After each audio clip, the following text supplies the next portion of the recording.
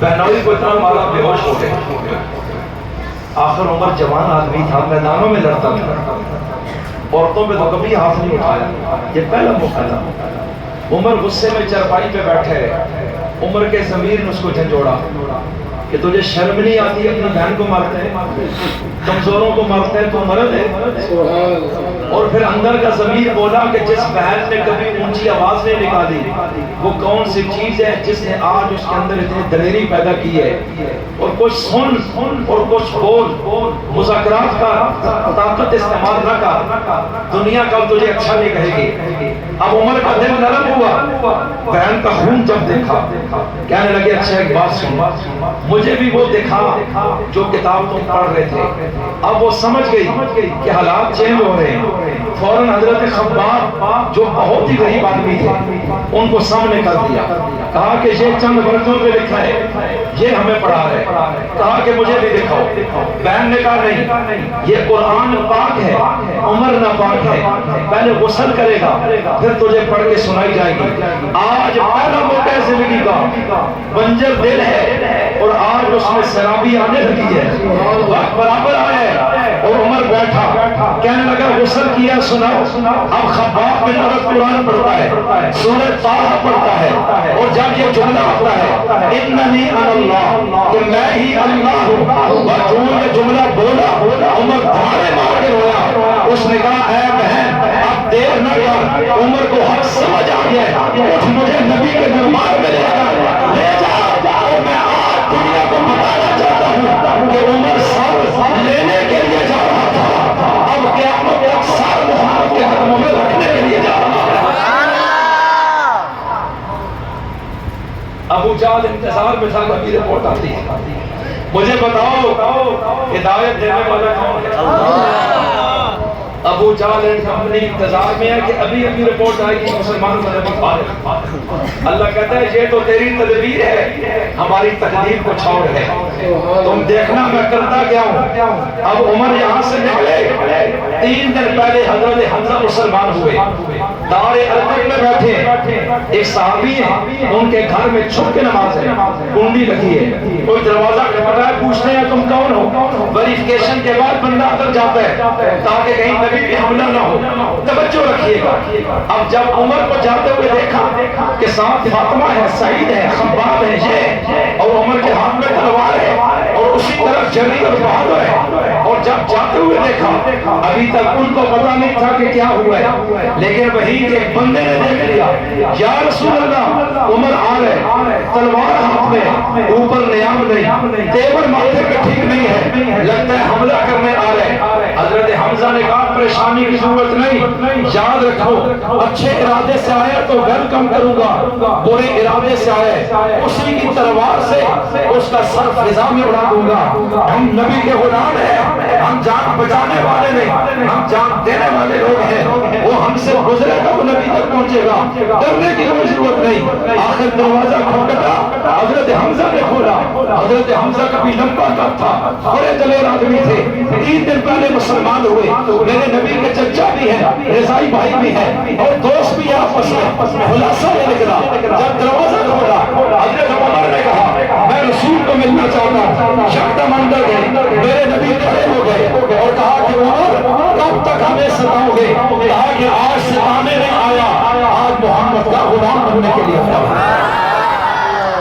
کہا بیٹھو, نبی نے اپنی چادر نیچے بچھائی, اس پہ بیٹھو, ہمارا اخلاق کچھ اور ہے. آخر وہاں جب کلمہ پڑھا اور گواہی دی کہ میں گواہی دیتا ہوں اللہ کے علاوہ معبود کو کوئی نہیں, اور محمد کے علاوہ محمد رسول کو. جب یہ کلمہ پڑھا اتنا خوش ہوئے مسلمان. ابھی تک 39 لوگ مسلمان ہوئے تھے. کتنے؟ عمر 40واں تھا. یہ 40واں وہ نہیں جنہاں میت نہ ہونے, یہ 40واں تبلیغی جماعت نہ چل رہا ہے. توجہ, 40ویں نمبر پہ, اور اتنے خوش ہوئے مسلمان. حضور نے فرمایا نعرہ لگاؤ اللہ کی بڑائی کا پورے مکہ کے پہاڑ گونج جائے.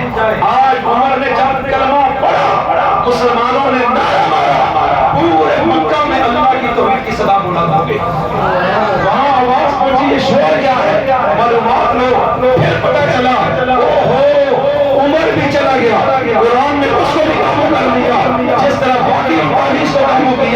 ہم سمجھتے تھے اتنا کرے لیکن وہ بھی ہمارے ہاتھ سے چلا گیا. اس وقت میرے رب نے سورہ توبہ کی آیت اتاری یا ایھا النبی حسبک اللہ ومن اتبعک من المؤمنین. اے نبی آج انہوں نے کلمہ پڑھا ہے تو رب ایک میسج دینا چاہتا ہے کہ اے نبی آپ کو اللہ ہی کافی ہے اور وہ ایمان والے بھی کافی ہے جنہوں نے آپ پر ایمان لایا ہے. لہذا 40 کی جماعت ہے, اب ہم اسلام کو اٹھائیں گے. ارے زور کی نماز کا وقت آتا ہے, زور سے پہلے عمر نے کلمہ پڑھا ہے, جب کلمہ پڑھ دیا نماز تو ذمہ ہو گئی, نماز کا ٹائم آیا, نبی نے فرمایا صفیں سیدھی کرو. عمر نے کہا کہاں پڑھنی ہے, کہا کہ اس گھر میں, کہا گھر میں کیوں پڑھنی ہے, یہ کیا عجیب بات ہے, چھپ کے عبادت کرتے ہیں, کھانا کعبہ کس لیے. کہا عمر وہاں تیری قوم مجھے سجدہ نہیں کرنے دیتی. کہا جب سجدہ نہیں کرنے دیتی تو وہ پہلے کا وقت تھا, ابھی میرے کلمہ پڑھنے کا کیا فائدہ ہے, اگر آپ بھی سجدہ چھوڑ کے ہو آپ صبر کریں. آج عمر آپ کو پہلی نماز بیت اللہ کے صحن میں پڑھائے گا. میرے نبی نے کہا عمر اتنے جذبات اچھے نہیں ہوتے, وہ سارے مقابلے میں ہیں, تیرے آنے سے خوشی ہے لیکن جذبات نہیں. انہوں نے کہا مجھے صرف اجازت دیں, آپ چھوڑیں باقی باتوں کو, اور میرے آنے تک نماز نہیں پڑھنی, میرا انتظار کر دیں. کہا اچھا, بندہ بہت عقل مند ہے حضرت عمر, دماغی لحاظ سے 100% سے اوپر ہے. نبی کو پتہ تھا کہ غلط کام نہیں, لیکن جو بھی حکمت والا ہوگا. کہا ٹھیک ہے, کیا کرنا ہے, کہا بس کچھ کرنا چاہتا ہوں, اجازت دیں. کہا اجازت ہے. عمر وہاں سے نکلے, سیدھے مکہ کے چوک پہ کھڑے ہوئے, مکہ کے سب سے بڑے چودھری ابو جہل کو بلایا, آواز دی, اور کیسے دی, کتابوں میں لکھا ہے یہ لوگ مشروں میں اپنے گھروں میں دان بائیں بیٹھے تھے انتظار میں, اور بدماشی کرتے تھے مکہ میں آج تک. یکدم عمر زور سے بولے, مکہ کے چوک میں ہاتھ میں تلوار تھی, کہنے لگے او ابو جہل زندہ ہو یا مر گئے ہو, سامنے آؤ. ابو لہب کدھر ہو, عتبہ کہاں ہو, عتیبہ کہاں ہو, امیہ کہاں ہو, شیبہ کہاں ہو, اے مکہ کے سرداروں, مکہ کے چودھریوں, میں تمہیں بلا رہا ہوں. مکہ کے چوک میں عمر تمہیں پیغام دینا چاہتا ہے کہ عمر نے مصطفیٰ کا کلمہ پڑھ لیا ہے, اگر تم نے روکنا ہے ابھی میدان میں آؤ. میں آج نبی کو ظہر کی نماز خانہ کعبہ میں پڑھاؤں گا. اگر کسی نے بیویوں کو بیوہ کرانا ہے, بچوں کو یتیم کرانا ہے, ابھی آ جائے اس چوک میں. عمر تمہیں چیلنج دینا چاہتا ہے, اور اگر تم ابھی نہ آئے تو تمہارا کبھی نہیں آ سکتے. ارے عمر بولتا رہا, ابو جہل کی قوت ختم ہو گئی, سردار اتر گئے. عمر وہاں سے نکلا, مصطفیٰ کو کہنے لگا مصطفیٰ میرے ساتھ چلے. آج عمر کے آنے پہ آپ ہمیشہ کے لیے کعبے کا دروازہ مسلمانوں کے لیے کھلوانا چاہتا ہے.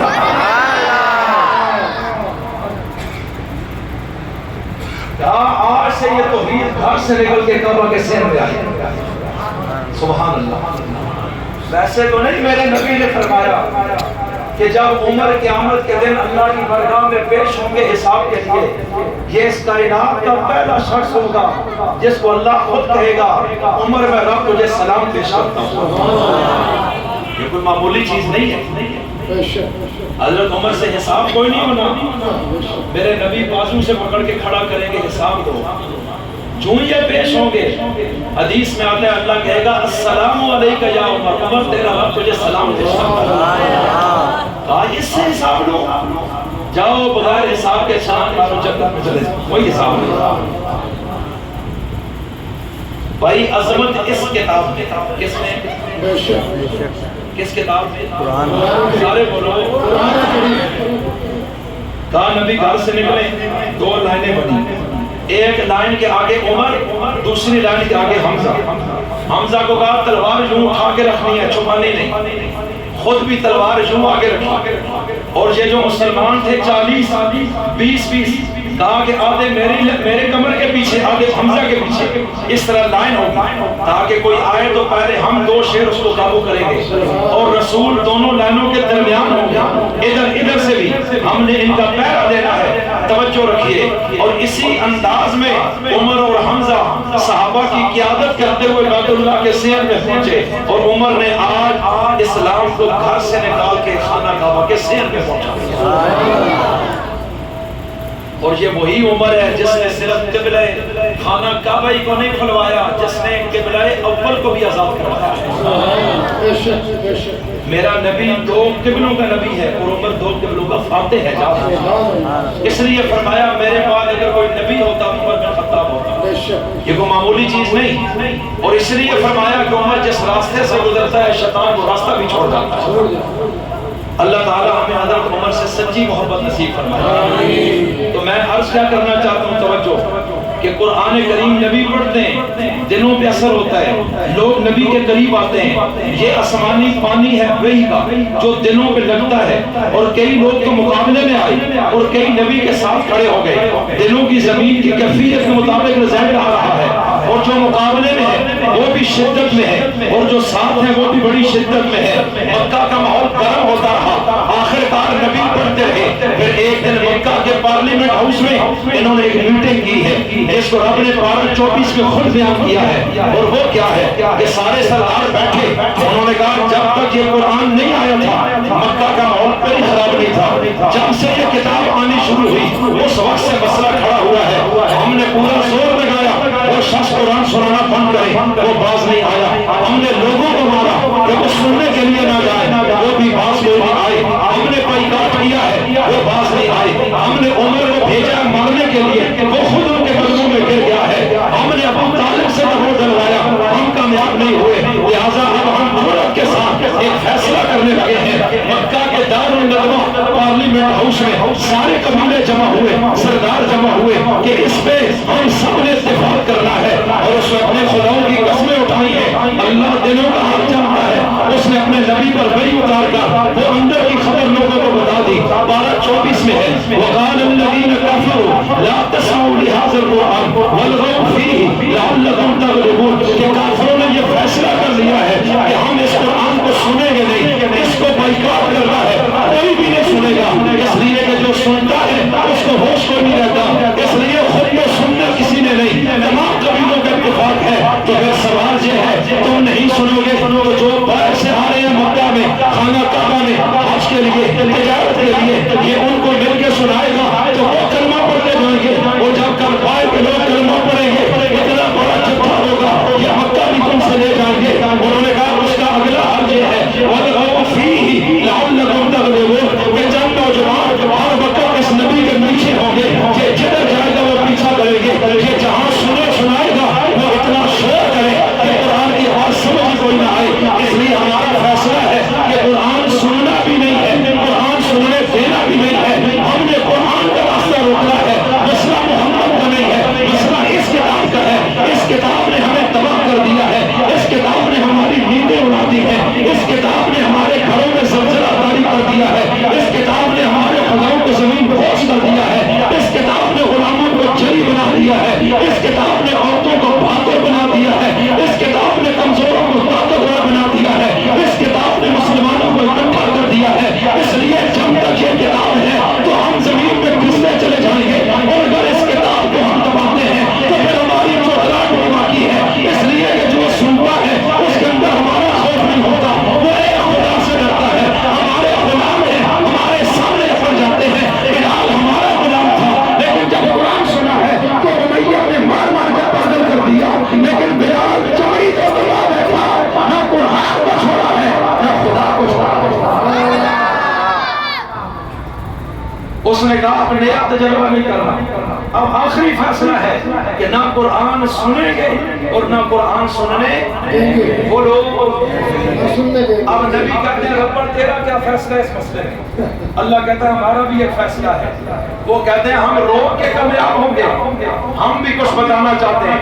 انہوں نے کہا سنیں گے بھی نہیں، وہ سننے دیں گے بھی نہیں، وہ روک۔ اللہ کہتا ہے سنو اب میں کیا کہتا ہوں، وَإِذَا قُرِئَ الْقُرْآنُ فَاسْتَمِعُوا لَهُ، کہ جب بھی قرآن پڑھا جائے تو صرف سنو نہیں، دھیان سے سنو، سماع نہیں استماع ہے، وَأَنصِتُوا، شور نہیں کرنا، چپ رہنا ہے۔ جو دو باتیں وہ کہہ رہے ہیں سنیں گے نہیں، ہم کہتے ہیں دھیان سے سننا ہے، وہ کہتے ہیں شور کریں گے، ہم کہتے ہیں چپ رہنا ہے۔ تو یا اللہ اگر قرآن پڑھا جا رہا ہو اور ہم اگر ادب سے خاموشی سے سنیں تو کیا ہوگا؟ اللہ کہتا ہے لعلکم ترحمون، ادب سے سننا تمہارا کام ہے، تمہارے اوپر مہربانی اور رحمت کی بارش کر دینا اس خدا کا کام ہوگا۔ اللہ کہتا ہے رحم جو مجھے کتاب کھینچے گی، فرشتوں کو نیچے لے آئے کہ تمہاری مدد کے لیے اس کا دامن پکڑے رکھنا، غریب ہو تو کوئی فرق نہیں پڑے گا۔ توجہ، کائنات کے خزانے کس کے؟ بولو۔ اب دیکھو یہ کتاب ہے، ایک طرف مکہ کا طاقتور طبقہ، ایک طرف غریبوں کا طبقہ۔ اللہ کیا کہتا ہے کہ اس کتاب سے جڑو گے رسول کی زبان سے، یرفع بہذا الکتاب اقواما، اللہ بلندی دے گا، اور جو اس سے ٹکرائے گا یضع بآخرین، اس کو ذلیل کرے گا۔ تو 13 سال ہو گئے، توجہ 13 سال ہو گئے مکہ میں جو چھوڑے ہوئے وہ نیچے جا رہے، ان کے تو گھر بھی چھن گئے۔ اس سے پہلے کیا ہوتا ہے؟ انہوں نے کہا یہ باز آنے والے نہیں ہیں، چلو اب ایسے کرتے ہیں، ایک آخری فیصلہ کرتے ہیں کہ اعلان نبوت کے 10ویں سال ابو طالب فوت ہو گئے۔ کہا وہ جو تھوڑا سا حیات تھا وہ اب نہیں کریں گے، وہ تو دنیا سے چلے گئے، خدیجہ بھی چلی گئی، اندر باہر کی سبق ختم ہے، اب ہمیں کوئی حیا نہیں ہے شخص کو مارنے کا، لہٰذا ابو طالب فوت ہو گئے۔ 1 سال گزرا، دوسرا سال گزرا، تیسرا سال آتا ہے، اب انہوں نے کہا ایک حل ہے، اس رسول کو مار دینا ہے، اب اس کو زندہ نہیں چھوڑنا ہے۔ توجہ، آج تک مارے جا رہے ہیں، پیٹے جا رہے ہیں، گھسیٹے جا رہے ہیں، روکے جا رہے ہیں، کانٹے بچھائے جا رہے ہیں، پتھر بچھائے جا رہے ہیں، تانے دیے جا رہے ہیں، سائر کہا جا رہا ہے، قذاب کہا جا رہا ہے، مجنون کہا جا رہا ہے، ملکہ پڑھے جا رہے ہیں، ایک بدر مسلمان نیچے جا رہا ہے۔ اور توجہ دیجیے گا، اور آج آخری فیصلہ کیا ہے؟ ہر قبیلے نے کیا ہے، دستخط کیے ہیں، ایگریمنٹ کیا ہے، حلف کیا ہے کہ ہم اس سے پیچھے نہیں ہٹیں گے کہ جب یہ شخص رات کو اپنے گھر چلا جائے تو تم باہر کھڑے ہو جاؤ، 100 بندہ تلوار لے کے، اور ہم یہ صبح باہر نکلے گا، سب نے حملہ کر کے ہمیشہ کے لیے ختم کر دینا ہے۔ آج میرا نبی اندر ہے اور رب نے کہا تھا میں تجھے بچاؤں گا، آج